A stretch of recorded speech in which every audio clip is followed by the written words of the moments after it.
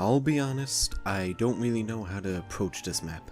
While I can easily think of things I want to talk about with the previous maps, I honestly don't really know what to talk about with Gorod.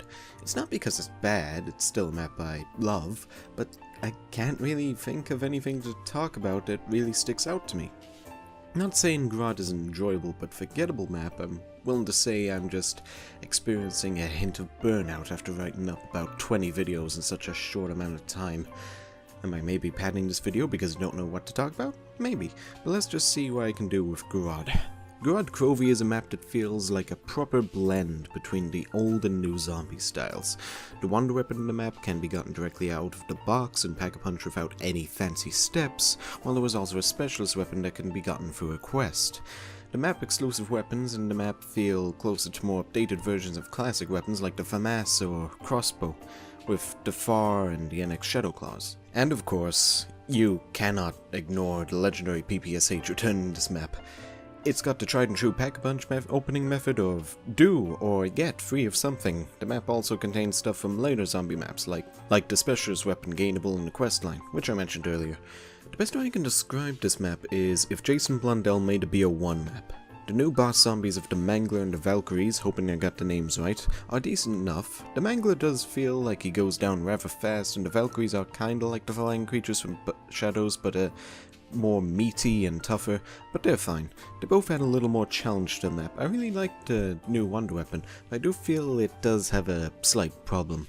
The weapon kinda makes the map far too easy early on. It isn't an insta-kill weapon, but it is one of those weapons which basically allows you to sit in a corner and press the left trigger to get out a big ball and then press the right trigger to shoot the ball and make it instantly kill any zombie that comes near. You can just sit in a corner and do absolutely that for about 50 rounds. It is a fun weapon to use, but it does bring back flashbacks of Buried. Sitting in a corner doing sweet FA, and Buried flashbacks aren't a good thing. One problem that sticks out to me is the Easter egg, as I feel some of the steps are touched too hard.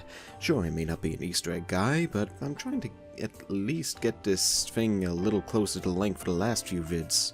Also curious, you sick of this Dead Rising background music? Yep. Not gonna change it, just curious. The steps in particular I think are the most annoying is the Valve step and escort mission step. The Valve step either requires incredible memorization to remember all the combinations, or literal program that will actually tell you how to get the valves done properly. Meanwhile, the escort of the Mangler is just a giant pet peeve of mine.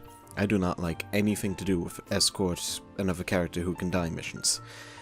The only time I can think it was done well was in RE4 with Ashley 90% of the time, where you could either stick her in a bin and kill the enemies before bringing her along, but in zombies you can't necessarily stick a giant fuck-off Mangler in the bin to deal with the infinitely spawning enemies, now can you?